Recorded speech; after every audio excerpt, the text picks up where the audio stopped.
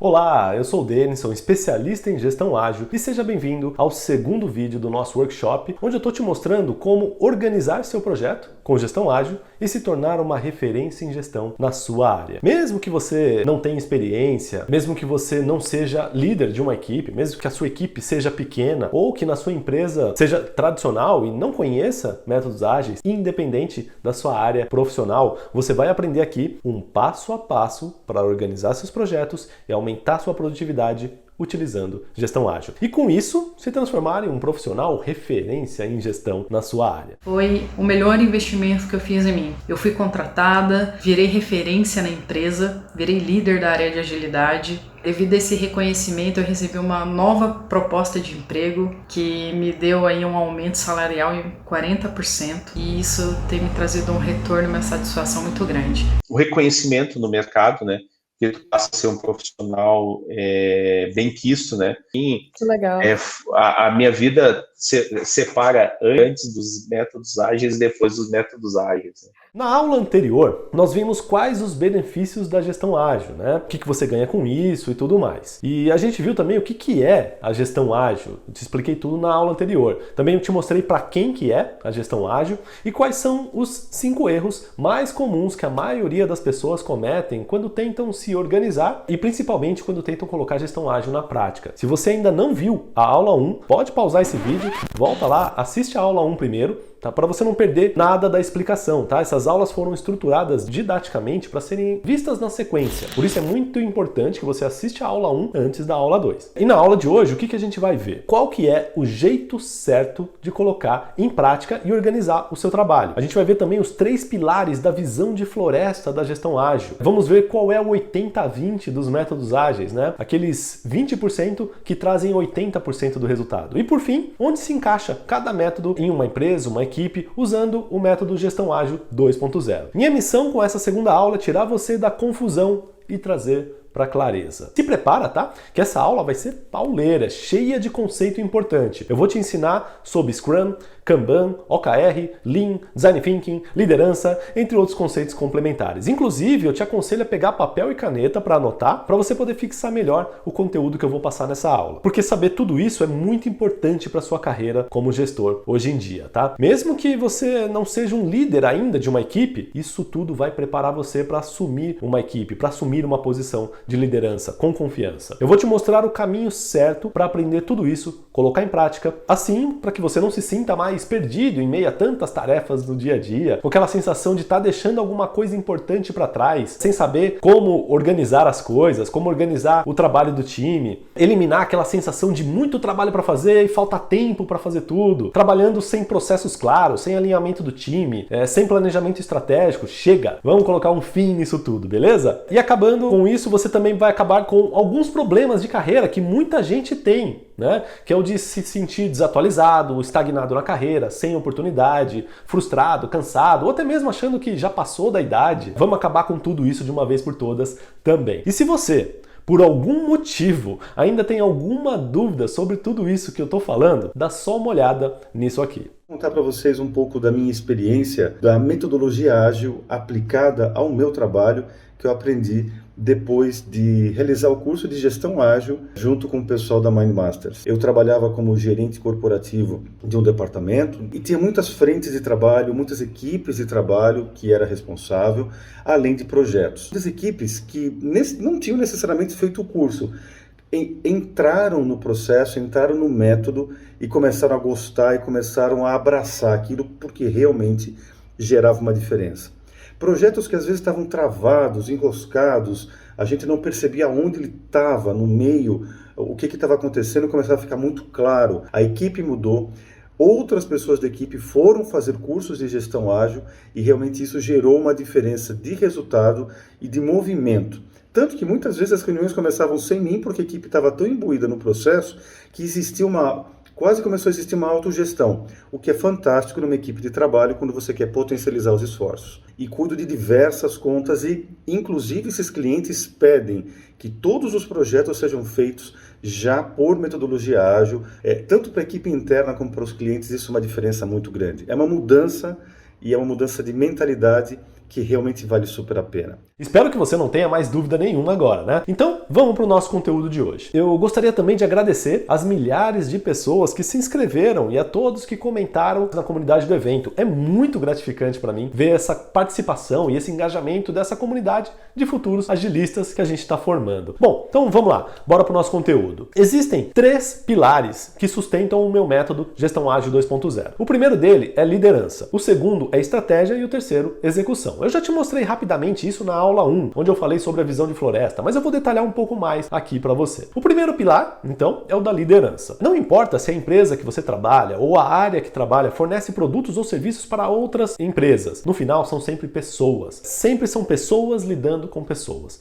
Logo, saber como liderar pessoas é fundamental para você ter sucesso na carreira de gestão ágil. Não adianta saber todas as técnicas, conhecer todas as ferramentas, todos os conceitos. Se você não entender de pessoas, tudo isso não serve para nada. O conjunto de valores, crenças, comportamentos de um grupo de pessoas é o que a gente chama de cultura. No nosso caso, a primeira coisa que você vai precisar fazer é cultivar uma cultura ágil. Essa cultura, ela deve equilibrar o ganho de eficiência para a empresa, que também chamamos de produtividade, com o respeito pelas pessoas. Eu costumo até usar uma analogia sobre isso que fica fácil de entender. Imagina que a sua equipe é um caiaque, né? E o remo da direita representa a eficiência da empresa. O remo da esquerda representa as pessoas que trabalham na empresa. Se você remar só de um lado do caiaque, o que acontece? O caiaque vai ficar girando em círculos, não é? Não vai sair do lugar, vai ficar rodando em círculos. Na sua empresa é a mesma coisa. Se você só focar no ganho de eficiência, produtividade, fazer mais com menos e esgotar as pessoas, o que vai acontecer? Você vai virar em círculos. Você não vai para frente. O inverso é a mesma coisa. Se você só focar no bem-estar das pessoas, negligenciar a produtividade, a lucratividade, né? Achar que não precisa, qualidade, para quê? A empresa também vai girar em círculos. Ela vai falir, provavelmente. Portanto, é muito importante você saber administrar esse equilíbrio entre o ganho de eficiência e o respeito pelas pessoas. E esse é o primeiro pilar do meu método. O segundo pilar é o da estratégia. Sem estratégia,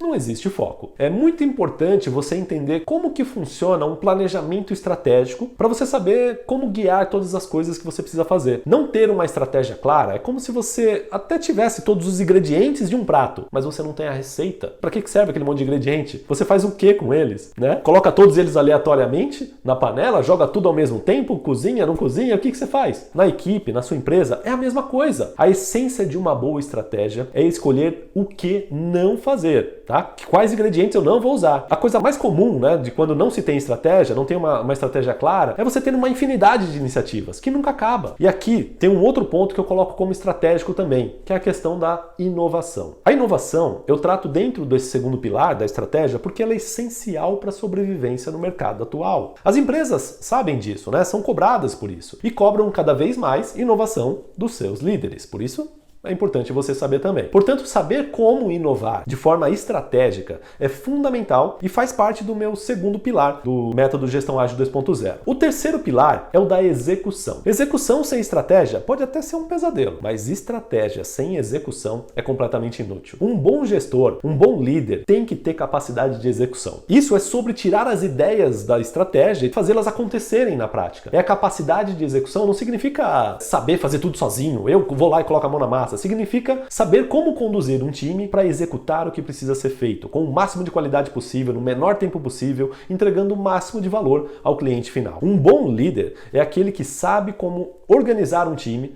seus processos de trabalho, monitoramento e controle de tudo que precisa ser feito e conseguir com isso entregar no final. E mais do que isso, tem que saber inspecionar, adaptar e melhorar continuamente a execução do trabalho. Parece muita coisa? Fica tranquilo, que é mais fácil do que você imagina, tá? E eu vou te explicar todos os métodos ágeis que você pode utilizar para fazer isso aqui. Agora que você entendeu os 3 pilares que sustentam o meu método Gestão Ágil 2.0, eu vou te passar quais os métodos ágeis que eu recomendo para cada pilar. E o que eu vou te mostrar aqui já é o 80-20 dos métodos ágeis. É aqueles 20% que geram 80% dos resultados. E mais, os 20% dos métodos ágeis são demandados por 80% do mercado. De todas as dezenas de centenas de métodos ágeis, que aliás surge um a cada semana, o que você realmente precisa dominar São 5. Lean, Design Thinking, OKR, Scrum e Kanban, tá? Isso é o que o mercado pede e é o que eu vou explicar para você nessa aula. Eu, pessoalmente, acrescento nessa lista também, com base em toda a minha experiência, o conceito de antifragilidade. Não como um método ágil, mas como uma forma de liderar tudo isso. Além do antifrágil, tem também outros conceitos que ajudam você a desenvolver uma boa liderança, que eu também vou comentar aqui, que são eles. Em primeiro lugar, inteligência emocional. Isso é muito importante. Depois você tem Management 3.0, as teorias da motivação, comunicação não violenta, mindset de crescimento, liderança servidora, gestão da confiança, entre outros. Então, bora entender o que é cada uma dessas coisas. Para facilitar o seu entendimento, primeiro eu vou falar do problema e depois eu falo qual método ágil resolve esse problema, beleza? Então vamos lá. Nós sabemos que fazer sempre a mesma coisa, da mesma forma que estamos acostumados, pode até parecer seguro, mas uma hora a gente vai ficar obsoleto, né? E fazer o oposto, mudar o tempo todo a forma de fazer as coisas, sempre de uma forma diferente, a gente corre o risco de mais errar do que acertar. E a única certeza que nós temos é que mudanças vão acontecer.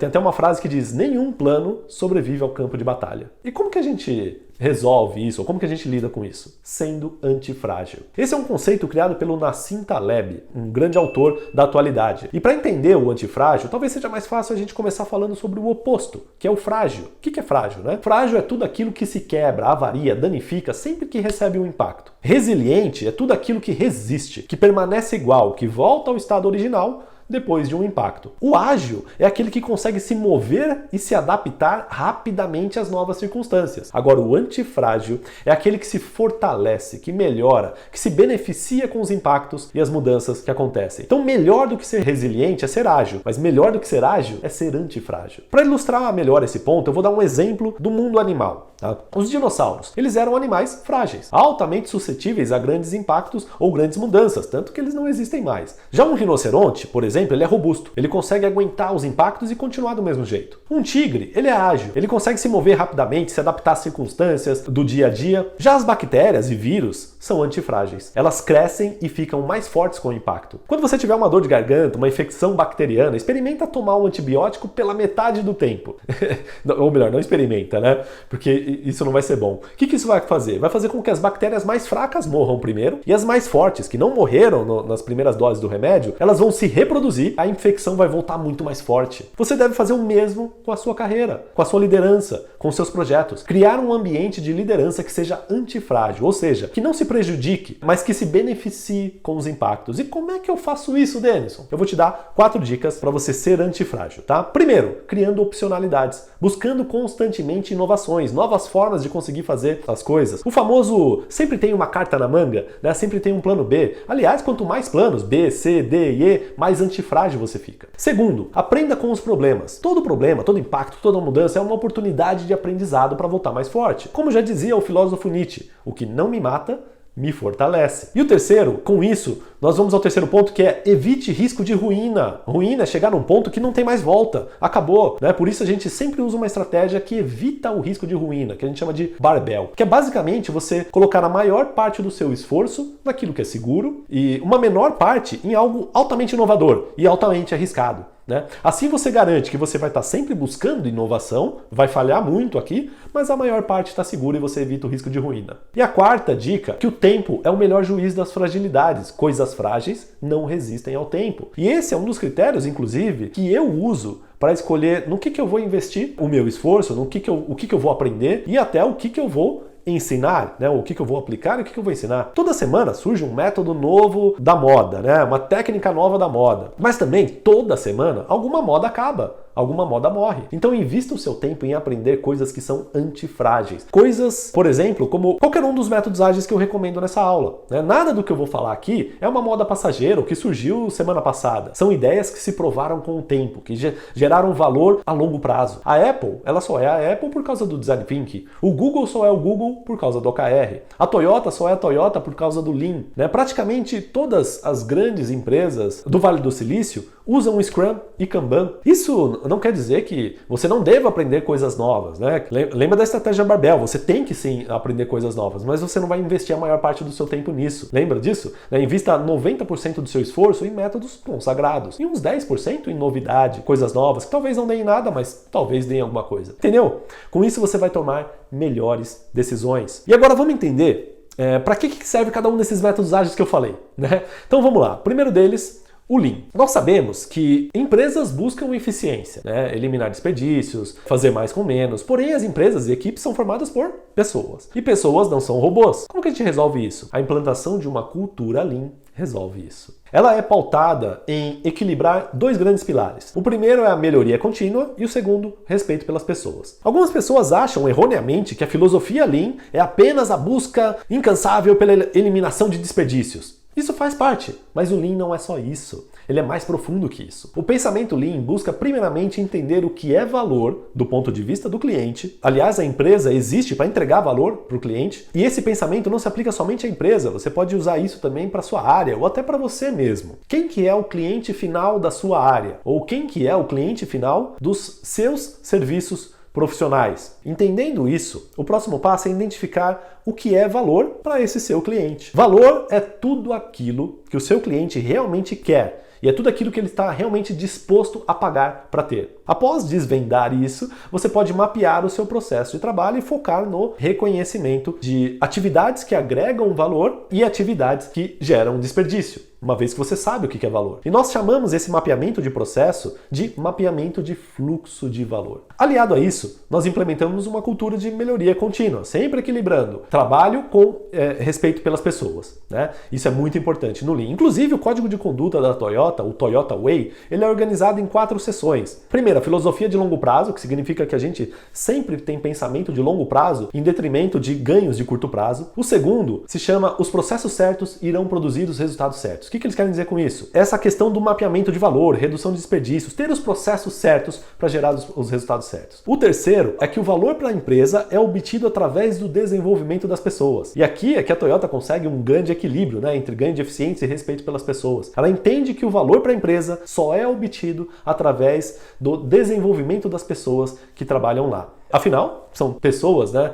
Sempre. E o quarto e último pilar do Toyota Way é resolver a raiz dos problemas. É aí que gera aprendizado. E com isso, a cultura Lean se torna muito forte, né? Porque a gente está sempre procurando a causa raiz dos problemas para resolver. Isso tudo que eu falei é cultura Lean. E você consegue se imaginar colocando essa cultura na sua empresa ou até mesmo na sua equipe? Não é à toa que a Toyota chegou onde chegou, né? A sua cultura, hoje em dia, é copiada por várias empresas e inspirou todos os novos movimentos de gestão, desde Lean Startup até todos os métodos ágeis. Se inspiraram nisso aqui. Mas não basta só ter a cultura certa. Quem quer se manter competitivo no mercado tem mais coisas que precisa ficar atento. A competição no mercado, ela está ficando cada vez mais acirrada. Inovar não é mais uma opção, já é uma obrigação para as empresas de hoje em dia, né? Não só empresas, como equipes, profissionais, todo mundo. Você com certeza conhece vários casos de empresas que não inovaram e sumiram no mapa, ou até mesmo profissões que deixaram de existir. Empresa que nunca inova, fica para trás. Equipe que nunca inova, uma hora pode deixar de fazer sentido dela existir. Profissional que nunca inova,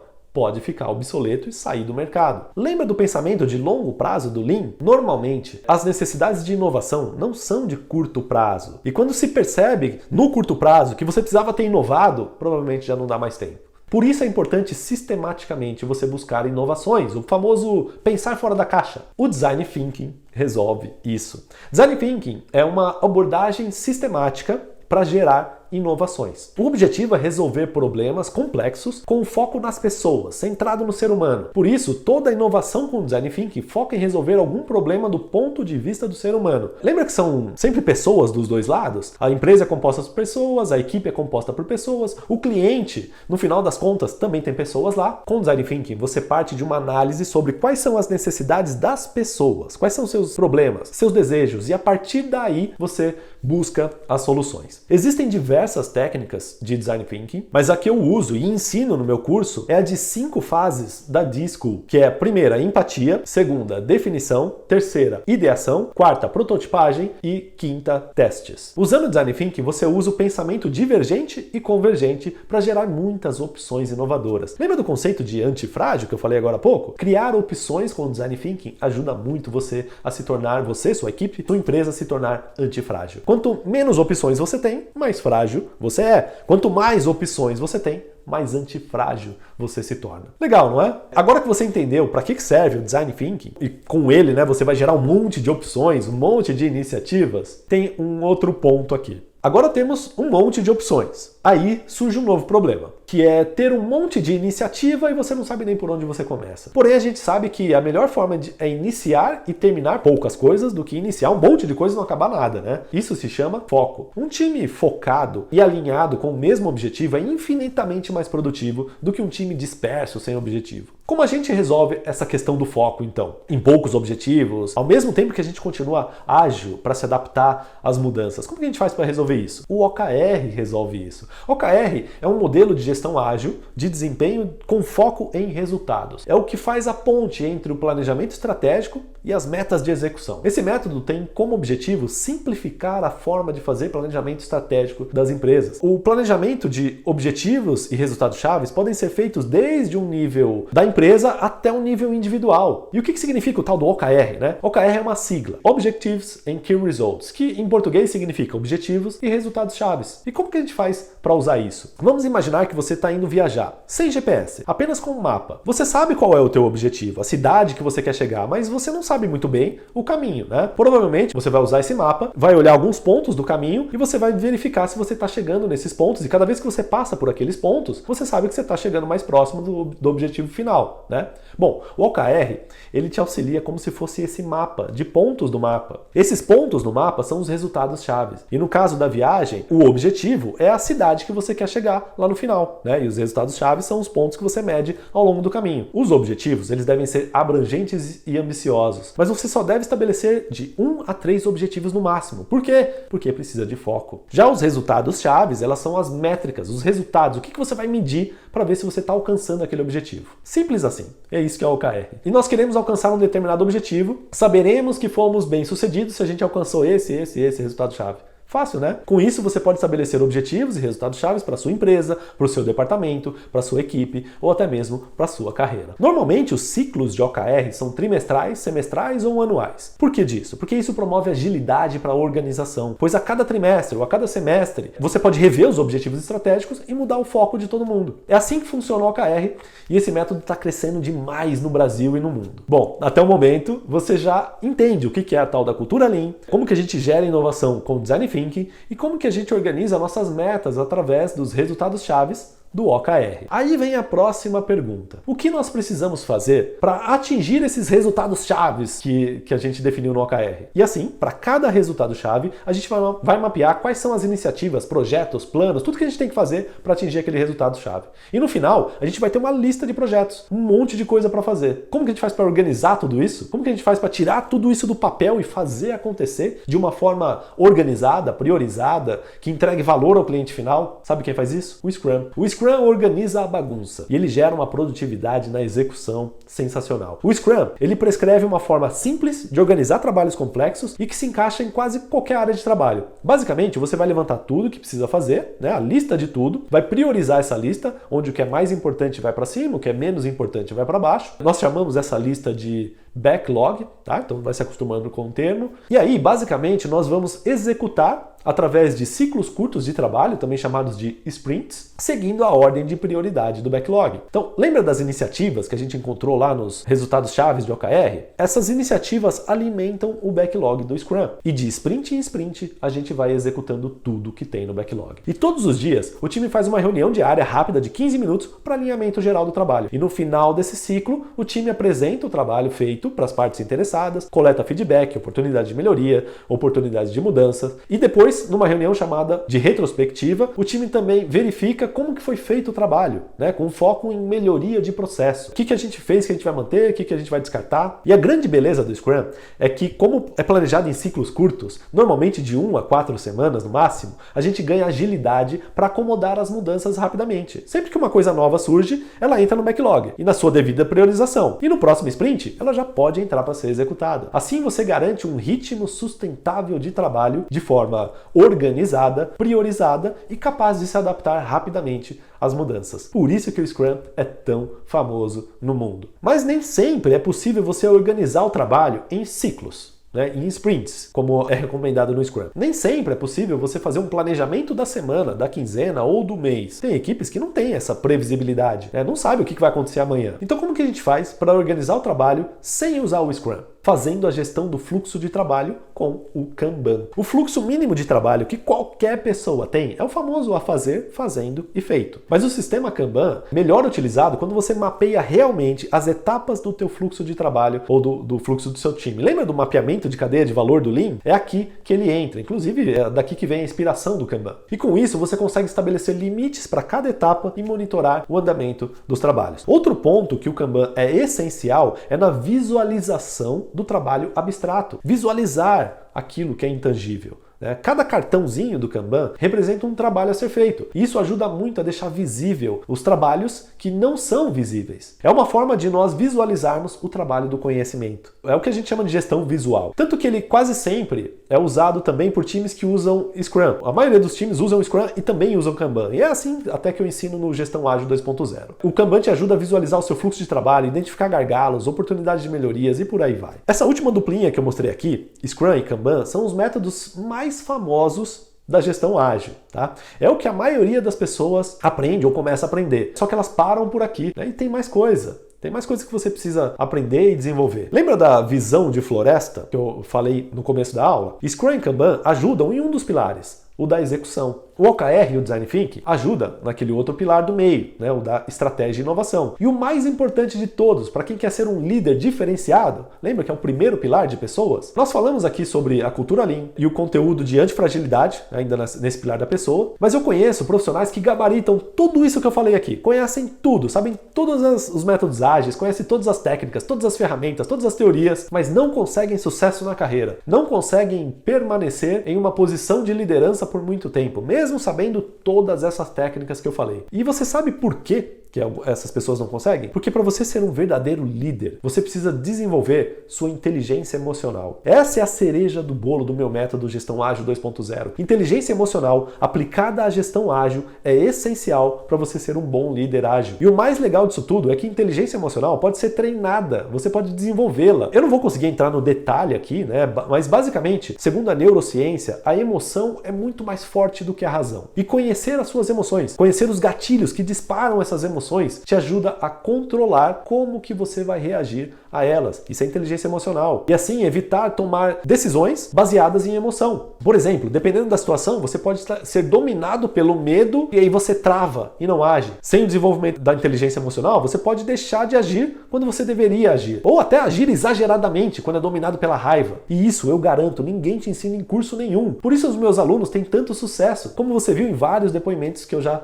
mostrei aqui. Me chamo Fernanda, de formação eu sou enfermeira. E através desses cursos, não só das 5 ferramentas como OKR, Scrum, Kanban, Trello, mas outras também, até parte de liderança, me motivou a ir além.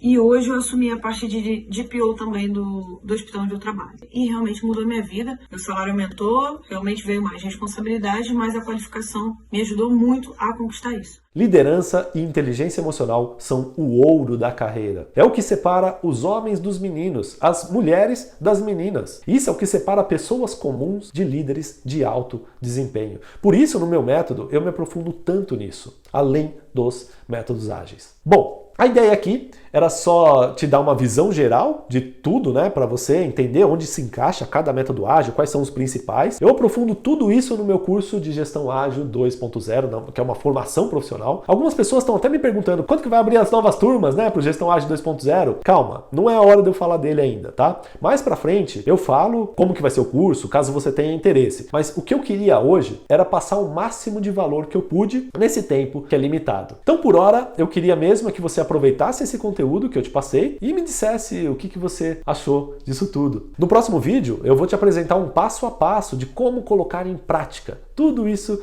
que eu falei para você se tornar um profissional ou um líder realmente ágil. Inclusive, você vai poder baixar, fazer o download de um mapa completo para você colocar em prática nos seus projetos. Enquanto isso, comenta lá na comunidade o que você achou dessa segunda aula. Conta para mim que ficha que caiu para você. Deixa um comentário lá para mim, tá? Eu tô muito ansioso para saber o que você achou. E como já mencionei no vídeo anterior, se você quiser já mostrar para o mercado que você é alguém que está estudando e aprendendo sobre isso, marca a gente no seu LinkedIn, tá? Conta o que você está aprendendo aqui no workshop de gestão ágil, conta o que você já aprendeu. Por enquanto é isso, tá? Obrigado por assistir e nós nos vemos no próximo vídeo. Um abraço e seja ágil! pude colher bastante frutos, né, disso. Atualmente sou coordenadora. Trazer isso para dentro do meu dia a dia me proporcionou aí a coordenação, me proporcionou aí o engajamento do meu time, produtividade, gestão de tempo, estrutura, né, e tudo isso trouxe um resultado fantástico para mim, que foi a pesquisa de clima, que eu fui avaliada, onde eu sou referência de mercado, e também fui convidada para ser